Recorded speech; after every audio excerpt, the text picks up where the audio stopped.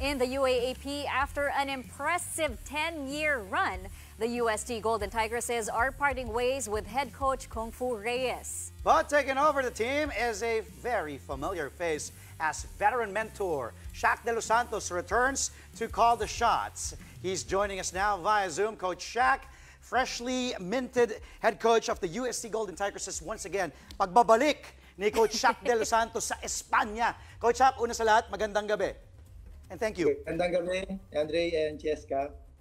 Congratulations Coach, pala. His daughter just graduated. Thank you. Thank you so much. Napilit natin si Coach. Okay, Coach, diretso na po tayo ha. Balik ka na, head coach, UAAP. Alam naman natin, ang dami mong pinagdaanan. Nag-UST, you won a title, tapos nag-FEU, tapos nag-UP din. Ano yung una mong naging reaksyon nung kinausap ka ng UST? Tinanggap mo ba agad-agad? O medyo, syempre, pinag-isipan mo muna? Well, nung nagulat din ako kasi nung unang minessage ako ni Father Rodel, our athletic director, na yun nga, sabi niya, nagpapaschedule ng meeting, so kung pwede raw ako makausap. And then after that, yun nga, inopen niya sa akin kung ano yung mga plans and yung goal. So, siyempre ako, sobrang appreciate ko yung offer or yung gusto nilang mangyari. And then after that, nagsabi lang din ako na kailangan ko rin munang magpaalam especially sa Signal.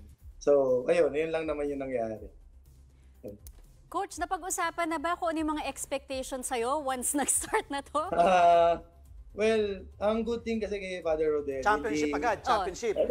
Ay, sorry. Hindi, sabi niya nga sa akin, to be honest, of course, championship yung gusto niya. But yung sabi niya nga rin sa akin na ang kailangan lang is makasimula muna ulit. Yun nga, especially yung paano muna ipa-adapt yung system na meron ako. And then, ang good thing kasi, buo pa rin naman yung core ng coaching staff namin. So, I think yung adjustment, medyo konti na lang ang mangyayaring adjustment dito dahil itutuloy lang namin kung ano yung mga pinaghirapan namin before. Coach, so, yun. Para maliwanag lang ha, dagdag ko lang, check.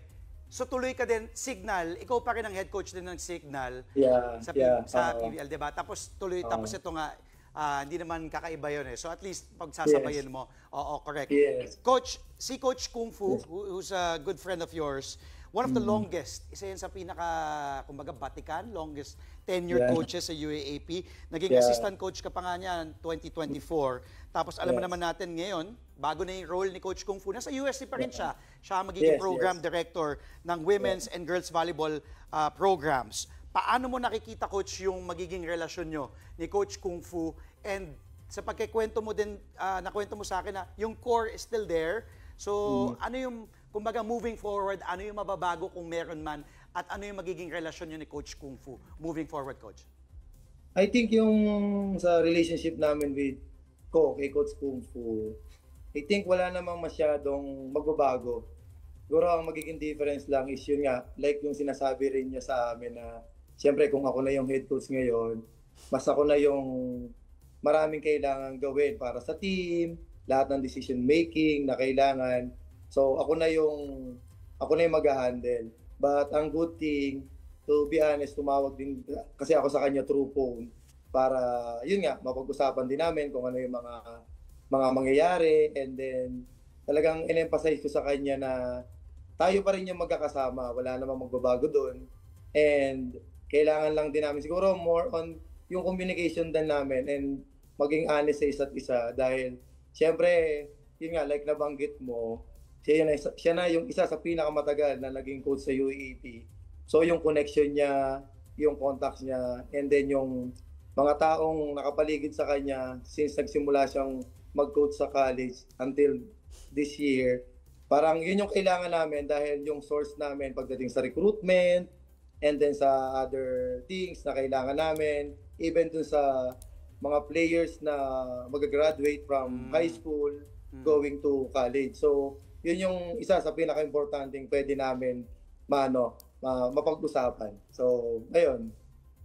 Maganda, at least may continuity pa may rin. continuity. Yeah. Oo, yung program. Tuloy-tuloy lang. Magiging, kumbaga, seamless yung tahi. Tama ba? Yes. Pagpasok mo dito. Oh, but also, Coach, you were the last head coach to lead the UST Golden Tigers to a UAAP championship. Di mo yung This ngiti, was season, di ba? Saya niya. Coach, season 72. So that was what, 15 years ago? But syempre, Coach, hindi biro ang championship experience, hindi biro yung alam mo na what it takes to get there. So, right now, coming in as, returning as the head coach, ano yung mga susi? Ano yung mga kailangan gawin para maulit yan? First of all, nangingiti ako kasi ang tagal ko na rin pala nagko-coach. So, naisip ko lang, ako na ba yung isa sa pinakamatanda nagko-coach ngayon. So, but kidding aside, I think yung meron kami ngayon, especially yun nga, yung pagbalik din ng mga players na hindi nakalaro last UAAP, I think malaking impact yon. And then siyempre yung pag one more year ni Det and ni Perdido, sobrang laking help for us na, ayun nga, makakalaro pa rin sila sa last playing year nila. Siguro kailangan lang namin ituloy pa or mas i-polish namin kung ano yung mga siguro naging kulang namin last UAAP. And mas mag-focus pa rin kami dun sa mga bagay na kailangan improve ng individual. And siguro kahit papaano yung experience kasi ng other players namin, malaking impact or malaking help na para sa amin to. So, siguro ang magiging challenge lang dito is siguro yung system na meron ako kung paano ko lang ipapa-adapt sa kanila. And siyempre, hindi siya ganun kadali. Hindi rin pwedeng mag-sink in agad. Pero siguro bibigyan namin ng maraming time para mas ma-absorb and ma-adapt ng mga players namin. So, yun. Coach, ang dami pa namin gusto itanong. Siyempre, returning players mo. Next season, babalik mga veterano mo, Det Pepito, Jonah Perdido. Two-part question to, Coach. Ano masasabi mo na babalik? Siyempre, malaking bagay si Det at si Jonah. Tapos, yun nga, sabi mo nga din, you'll still be coaching the Signal HD Spikers, pero hindi ito yung first time na sabay yung pagiging head coach mo sa school.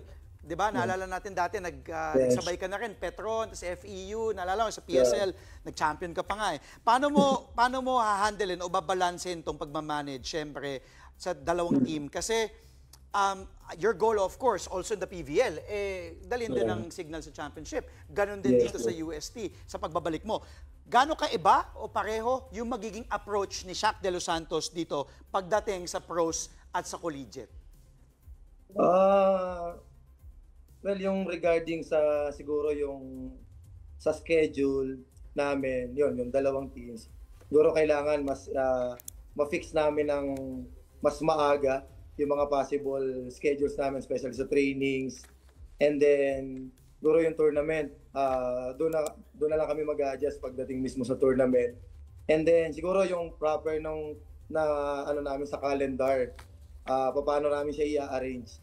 And then, siguro pag-handle ng both teams, think mayroong, for me, basic experience ko, siguro konti lang naman yung adjustment na mangyayari. Dahil kahit papaano, siyempre itong UST, sa 2 years ko rin na naging assistant coach, kahit papaano, may konti na rin akong idea sa ugali nila, on and off the court. And I think, hindi naman siya magiging mahirap sa amin dahil, ayun nga, parang meron nang nasimulan na kailangan lang ituloy talaga. So, yun. Coach, maraming salamat. Thank you so Mabuhay much ka, for your mabuhay ka. time. Again, congratulations din po sa anak Thank you so niyo. much. Thank you. Congrats, Coach. Alright. Good luck. Thank you. That was UST Golden Tigers' head coach, Shaq De Los Santos.